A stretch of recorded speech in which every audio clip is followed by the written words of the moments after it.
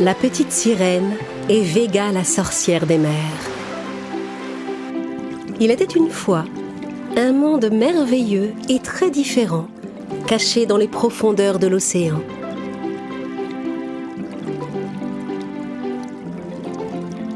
Les dauphins y nageaient en chantant et d'immenses baleines y dansaient avec de tout petits poissons.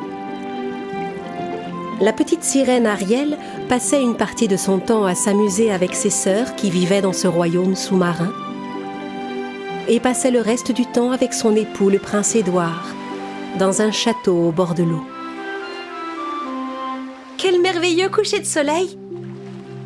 On dirait que le ciel est en train de s'endormir. Toi aussi, quand tu t'endors, tu es aussi belle que ce coucher de soleil, Ariel. Mais dans ce monde sous-marin plein de joie et de beauté, il y avait aussi une sorcière, nommée Vega.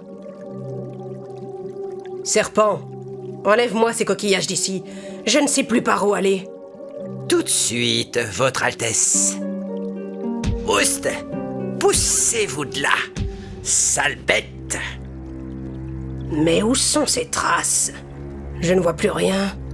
C'est assez difficile de suivre une piste sous l'eau. Oui, mais cette vieille tortue doit bien avoir laissé des marques quelque part.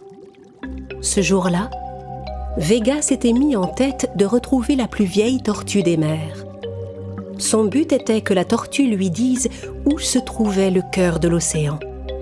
Vega pensait que si elle s'emparait du cœur de l'océan, elle pourrait contrôler non seulement le royaume bleu des mers, mais aussi le monde entier.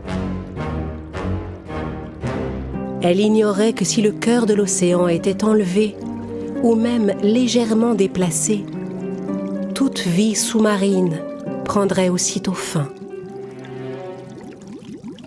Pendant que la sorcière poursuivait ses sinistres recherches, le roi Poséidon allait rendre visite à sa fille Ariel.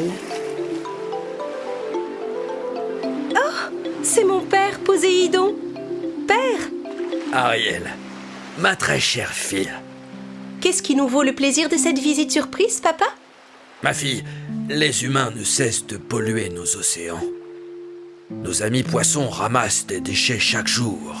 Mais malheureusement, ça ne suffit pas. Au nom de tout mon peuple, je vous présente mes excuses, mon roi. Il faut faire comprendre aux humains l'importance de ne pas polluer les océans. J'en fais une affaire personnelle, mon roi, je vous le promets. Alors que le roi Poséidon s'en allait, la petite sirène décida de l'accompagner pour l'aider. Je viens avec toi, mon père. Je vais aider mes amis poissons à redonner à l'océan toute sa beauté.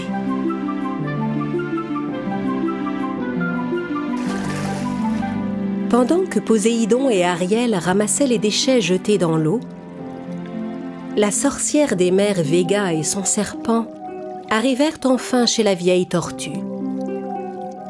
Mais la tortue dormait si profondément qu'ils n'arrivaient pas à la réveiller. Réveille-toi, tortue! Allons, allons, réveille-toi! Vega avait beau faire tout le vacarme qu'elle pouvait, et le serpent s'agitait constamment autour d'elle, la vieille tortue continuait à dormir. Je n'ai jamais vu quelqu'un dormir comme ça. Je crains qu'on ne réussisse jamais à réveiller cette vieille tortue, Votre Altesse.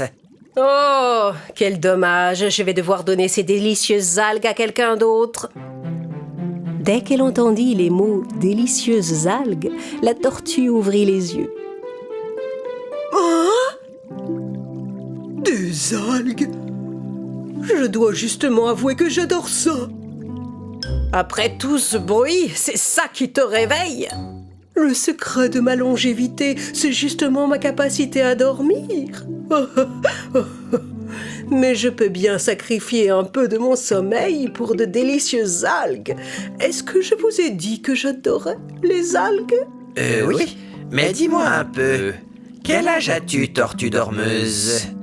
Oh, j'ai arrêté de compter après mes 150 ans. Mais j'ai bien dû dormir 10 ou 20 ans. Oh, tu es plus âgé que je ne pensais. Oh, délicieux! Je vous ai dit que j'adorais ça! Puisque tu es si âgé, j'imagine que tu sauras répondre à la question que je suis venue te poser. Eh bien, tout dépend de la question. Où est la pierre qui est le cœur de l'océan? En entendant cette question, la vieille tortue se figea un instant, les yeux écarquillés. Je ne peux pas répondre à ça. Mais tu connais donc l'endroit. Allez, réponds-moi. Où est le cœur de l'océan? Comme la vieille tortue refusait de dire où se trouvait le cœur de l'océan, Si tu ne me réponds pas, je te jette un sort qui t'empêchera tout jamais de trouver le sommeil. la vieille tortue fut tellement effrayée par la menace de Vega qu'elle lui avoua où se trouvait la pierre.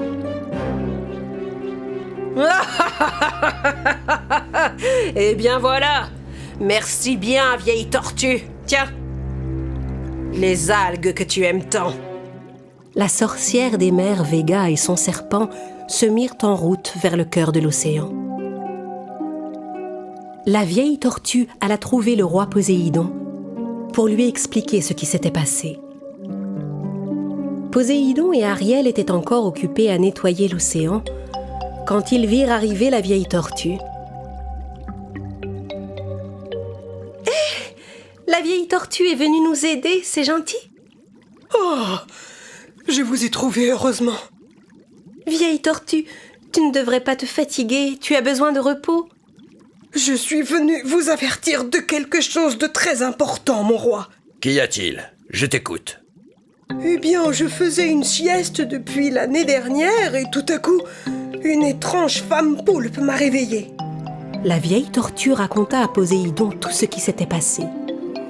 Poséidon et Ariel se mirent aussitôt en route pour aller protéger le cœur de l'océan. Pourvu qu'on arrive au cœur de l'océan avant qu'il ne soit trop tard. La sorcière des mers Vega et son serpent étaient déjà arrivés au cœur de l'océan. Vega enroula ses tentacules autour de la pierre et commença à tirer. C'est bien plus lourd que je ne l'aurais cru. Tandis que Vega essayait de bouger le cœur de l'océan, l'esprit de la pierre apparut. Arrête. Non. Laisse-le. On ne doit pas toucher au cœur de l'océan. Hein? Qui es-tu, toi? Le cœur de l'océan est pour moi. Va-t'en! Vega refusa d'écouter l'esprit de la pierre. Et elle recommença à tirer de toutes ses forces. Maintenant, je vais prendre le contrôle absolu sur tous les océans.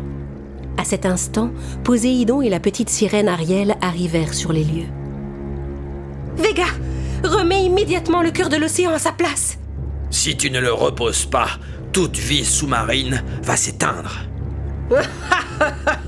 Ce sont des mensonges. Alors que Vega s'apprêtait à emporter la pierre, l'eau perdit soudain sa belle couleur bleue.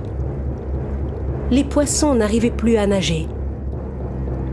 Les algues et les coraux devinrent ternes et gris. Même le cœur de l'océan commençait à perdre son éclat. Vega, tu es une créature sous-marine comme nous tous. Toi aussi, tu vas disparaître. À cet instant, Vega se rendit compte qu'elle n'arrivait plus à bouger ses tentacules et comprit qu'il disait vrai. Ils disent la vérité. Si je disparais, je ne risque pas de conquérir le royaume bleu des mers. Vega accepta enfin de remettre le cœur de l'océan à sa place. La pierre recommença à briller, les poissons à nager, les algues à verdoyer et l'eau reprit sa belle couleur bleue. Poséidon et la petite sirène Ariel étaient très heureux de retrouver leur cher océan. La sorcière des mers Vega, elle, retourna dans sa grotte, fâchée de ne pas avoir obtenu ce qu'elle voulait. Le pouvoir du cœur de l'océan était revenu et la vie sous-marine fleurissait à nouveau. Toutes les créatures vivant sous l'eau se promirent de prendre soin du cœur de l'océan, qui était leur source de vie. Car c'est la responsabilité de chacun, humain ou poisson, petit ou grand, de préserver la vie des océans.